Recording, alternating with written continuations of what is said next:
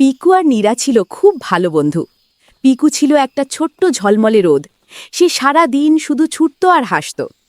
নীরা ছিল একটা ছোট্ট নরম মেঘ। সে চুপচাপ বসে থাকতে ভালোবাসত, ছবি আঁকত আর ফিসফিস করে কথা বলতো। একদিন পিকু ছুটতে ছুটতে এলো নীরার কাছে।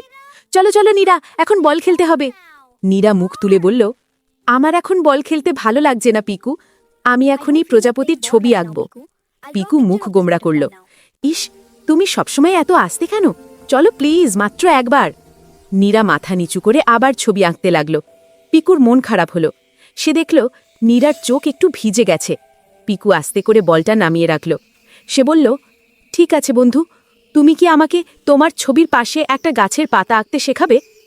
পিকু বুঝতে পারল, ওহ, নীরা সত্যিই এখন খেলতে চায় না। জোর করাটা বন্ধুত্বের কাজ নয়। নীরা খুশি হলো। সে বলল, হ্যাঁ নিশ্চয়ই, দেখো, পাতা আঁকতে হয় খুব ধীরে আর নরম হাতে। দুজন বন্ধু এবার চুপচাপ বসে হাসি খুশি মনে ছবি আঁকল। পিকু শিখল, বন্ধুত্ব মানে কখনো কখনো শুধু পাশে বসা আর আস্তে কথা বলা।